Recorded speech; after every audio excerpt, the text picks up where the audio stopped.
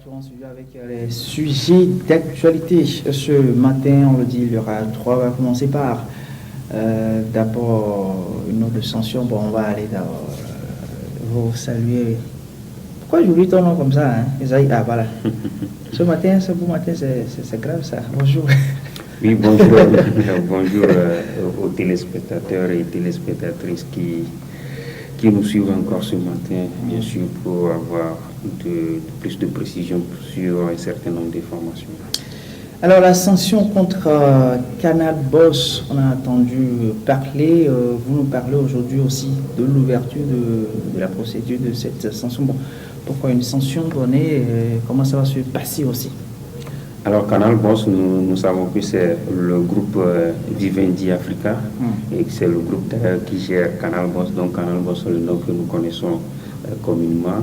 Et Canal Boss, quand on parle de Canal Boss, on sait tout de suite que c'est le fournisseur d'Internet à domicile. Alors, l'ARCEP, l'autorité de régulation des communications électroniques et des postes, a annoncé vendredi dernier l'ouverture d'une procédure de sanction contre cet opérateur-là. Et d'après l'ARCEP, c'est parce que il a constaté des dysfonctionnements dans les prestations. Il y a des heures où, quand vous les appelez, ils ne sont pas disponibles. Or, dans le cahier de charge, l'opérateur est dans l'obligation d'assurer la permanence parce que la connexion, ça s'utilise à tout moment.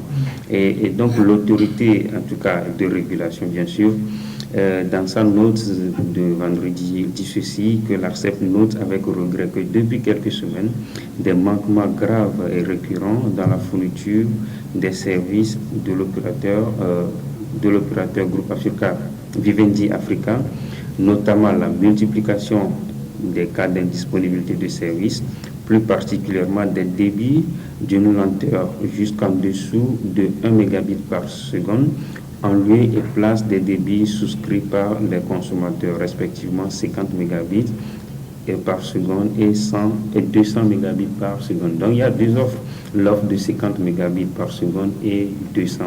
Mais on constate aujourd'hui que la lenteur atteint jusqu'à en deçà de 1 mégabit par seconde.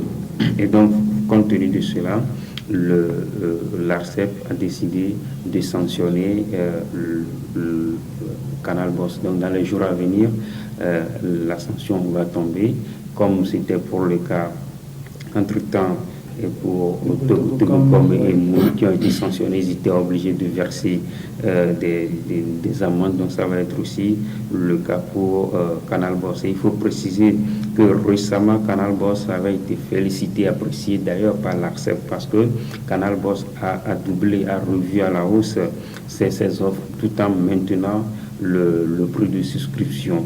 Entre-temps, si nous prenons l'offre de 50 mégabits, c'était 15 mégabits qui était à 15 000 francs. Aujourd'hui, c'est passé à 50 mégabits, mais toujours à 15 000 francs. Et l'ARCEP avait été apprécié. Ça a fait en tout cas de l'ARCEP le meilleur, en tout cas dans la sous-région. Mais aujourd'hui, c'est assez déplorable de constater que l'élève qui a été apprécié il y a seulement quelques moments est redevenu en tout cas, ou encore se fait classer aujourd'hui parce que parmi les élèves les plus médiocres de la classe. Est-ce qu'on peut retenir par rapport à la sanction, la procédure de sanction contre Canal Boss sous l'ouverture, on vient d'en parler. On va sur le plan diplomatique. C'est vrai, il est plus ou moins, pas plus ou moins, de plus en plus même sollicité sur le continent africain, mais vous nous parlez de diplomatie gagnante, en fait, du chef de l'État, Ferdinand Singbe. En tout cas, ce n'est pas nous qui le disons, c'est pas nous qui disons que c'est une diplomatie gagnante, mais ça se fait voir. Et d'ailleurs, les acteurs de la diplomatie le soulignent bien. Et précisément, nous l'avons souligné ici que le président togolais intervenait, jouait la médiation entre le Mali et la Côte d'Ivoire dans cette affaire de 49 militaires ivoiriens qui ont été interpellés à l'aéroport de Bamako. Et donc, la médiation ou encore l'intervention, c'est pour que ces militaires soient libérés. Et en fin de semaine dernière, nous avons eu l'information comme quoi 3 des 49 ont été libérés. Précisément, c'était des soldats, bien dit des femmes. 3 qui ont été libérés et ont regagné leur famille en milieu de week-end dernier. Et ça, c'est parce que le leader togolais, Faure Gnassingbé, a multiplié les interventions. On l'a vu, en tout cas, les images ont circulé sur les réseaux sociaux, tout comme dans les journaux, comme quoi, entre-temps, il y avait le chef de la diplomatie togolaise, Robert Doucet, qui faisait des allers-retours. Entre-temps, il était au Mali, en Côte d'Ivoire. Le chef de l'État lui-même a effectué le déplacement. Et donc, ces médiations ont conduit quand même à la libération de ces trois soldats. Et on espère que dans les jours à venir, les autres seront libérés. Et il faut préciser qu'après la libération, toute la classe politique, que ce soit du Mali ou encore de la Côte d'Ivoire, ont tenu à remercier le chef de l'État togolais, précisément le directeur de cabinet de la présidence de la Côte d'Ivoire, a salué l'intervention de Faure Gnassingbé et espère vivement que dans les jours à venir, les autres seront libérés. Et toujours dans cette dynamique de diplomatie gagnante, il faut le préciser que depuis que le Mali, il y a ce bras de fer entre le Mali et la CEDEAO, c'est également le Togo qui intervient. Et donc aujourd'hui déjà, il va y avoir une rencontre à Lomé, une rencontre du groupe de soutien à la transition malienne. Je crois, oui, ça fait la 3e fois que cette rencontre se tient à Lomé. Et c'est toujours dans le but de trouver, en tout cas, l'entente ou encore une solution, un compromis entre le Mali et ses adversaires entre griffes, parce qu'on sait qu'aujourd'hui le Mali est dans un bras de fer avec la France, avec la CEDEAO, là il y a encore, ça s'est amélioré un tout petit peu, mais avec la France c'est toujours tendu, et avec la Côte d'Ivoire aussi on constate une amélioration. Donc aujourd'hui les échanges vont se poursuivre dans le but de trouver encore d'autres solutions pour que la stabilité, la paix puisse totalement revenir pour qu'il y ait d'entente entre le Mali et ses pays voisins ainsi que ses partenaires. On reste sur le continent africain. Le dernier virage, ou disons la dernière destination sera donc le Kenya, où la Cour constitutionnelle a confirmé l'élection de Ruto. Oui, c'était la grande question que tout le monde se posait après l'annonce de la victoire de William Ruto par la CENI comme vainqueur de l'élection. On se demande si la Cour constitutionnelle va confirmer ou infirmer cette élection. Et finalement, ça a été fait hier. William Ruto a été confirmé officiellement président du Kenya. Donc, il va prêter serment dans les jours à venir pour devenir officiellement président.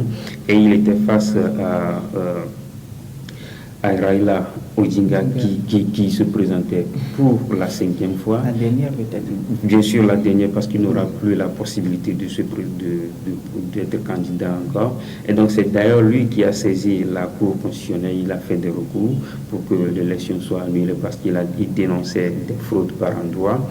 Mais malheureusement pour lui, la Cour constitutionnelle n'a pas en tout cas accepté ces recours pour la Cour constitutionnelle. Ce n'est pas justifié parce qu'elle estime que le vote ou encore l'élection s'est bien passé, en tout cas dans pratiquement tout le pays. Et donc le vote de William Ruto est confirmé. Il faut préciser que la dernière élection, ça avait été annulé et il a fallu l'organisation d'une autre élection avant que Uhuru Kenyatta ne soit confirmé président. Donc aujourd'hui, c'est clair aujourd'hui que William Ruto est candidat. C'est vrai que c'est difficile à digérer quand on sait que c'est la dernière fois. Il faut préciser aussi que les partisans ne sont pas du tout d'accord, mais on n'a pas le choix, il faut être fair-play quand il s'agit d'une élection. Donc ce qu'on retient, c'est que William Ruto est le président, lui qui a été vice-président entre-temps, qui malheureusement n'a pas eu le soutien de son ancien président, qui a préféré soutenir son adversaire. Mais heureusement pour lui, que malgré qu'il n'a pas été soutenu, il est sorti vainqueur. Voilà donc les 3 sujets épuisés pour le compte de ce matin. 3 sujets. Le dernier viendra concerne donc le Kenya, la Cour constitutionnelle qui confirme donc l'élection de William Ruto, lui qui est désormais président du Kenya. Le second sujet concerne donc la diplomatie gagnante du chef de l'État togolais Faure Sozina Gnassingbé, surtout dans l'affaire qui oppose le Mali à la Côte d'Ivoire. Mais entre-temps, nous sommes passés dans le côté numérique au Togo avec la procédure de sanction contre Canal Boss, une procédure ouverte selon les informations. Bon, ça vient de l'ARCEP par rapport au dysfonctionnement dans la fourniture de services de Canal Boss. Demain, nous serons encore en devoir avec d'autres sujets à décrypter, à commenter. Soyez des nôtres. Mais si d'ici là, vous avez peut-être 12 informations sur ces 3 sujets ou des questions à poser, vous connaissez notre numéro, notre canal, c'est le 93 49 45 45. C'est pas encore fini. Il y a un dernier virage, toujours en information. Mais là, si vous aimez les sports, c'est là votre tour. On marque la pause et on accueille Régis.